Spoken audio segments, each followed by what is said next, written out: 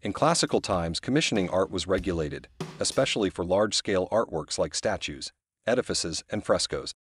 In ancient Greece and Rome, wealthy individuals and institutions would commission works of art to decorate public areas, religious buildings, and private residences with particular themes, styles, and technical specifications that the artist had to satisfy. The empires were expanding at the time of classical art. The art produced during these periods reflects the empire's political and cultural changes and expansive nature.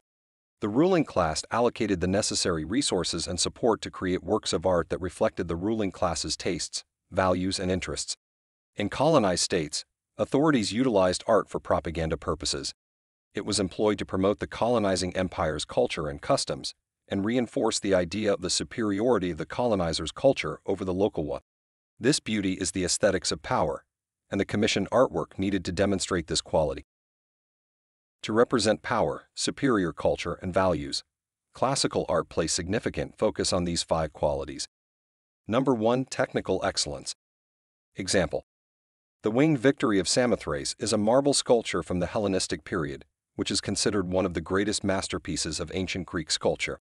It is admired for its technical excellence, the fluidity of movement, and the sense of flight that is conveyed through the garment's folds and the figure's dynamic positioning.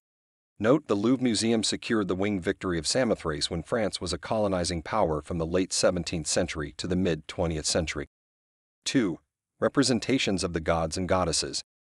Example: the Parthenon frieze, also known as the Elgin Marbles, is a series of marble sculptures that once adorned the Parthenon Temple in Athens. The frieze depicts the procession of gods, goddesses, and other figures from Greek mythology. This work serves to propagate the religious beliefs and customs of ancient Greece. The British Museum secured the Elgin Marbles when Britain was a colonizing power from the late 16th century to the mid-20th century. Number 3. Historical and mythological narratives. Example: the Alexander mosaic is a Roman copy of a Greek painting depicting Alexander the Great and Darius III of Persia in battle. The mosaic depicted a historical event and was used to promote the culture and values of the conquerors, the Romans, by depicting their leader in battle and reinforcing the idea of Roman military superiority. 4. The depiction of military achievements. Example: the Arch of Titus is a 1st century CE triumphal arch in Rome, Italy, built to commemorate the Roman Emperor Titus' victories in the Jewish wars and the sack of Jerusalem in 70 CE. The reliefs on the arch depict Roman soldiers returning from the conquest with spoils and prisoners, and it serves as a reminder of Roman military might and achievements. 5. Attention to detail and realism. Example: the Roman frescoes and mosaics. The Villa of the Mysteries are considered among the finest examples of Roman art. Many of the mosaics and frescoes from the villa are known for their attention to detail, realism, and naturalism. They reflect the Romans' taste for realism and attention to detail, and reflect the Romans' belief in their own culture's advanced level through realism and naturalism. During the colonial period, European powers removed artworks and artifacts from the colonized countries to demonstrate the cultural and artistic superiority of their power.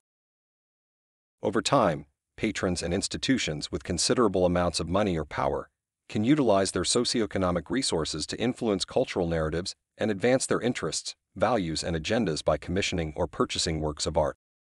The moral goal is to associate oneself with a great piece of art and an artist, and to leave a lasting legacy for oneself, one's family, or one's institution. In addition to reflecting preferences, values, and interests, the commissioned artworks also transmit a message or meaning to the viewer, whether to demonstrate their wealth and superior levels of knowledge, impress their friends and professional peers, or further a specific political or ideological goal. The wealthy patron and powerful institutions have significantly impacted the evolution of art from classical to contemporary times. Furthermore, whilst the artist does gain accolades, it is essential to understand the intention of the gatekeepers whose decisions form the creation of the artwork and have an influential impact on the final product. My question is it a normalized process for independent artists to actively seek commissions and patronage?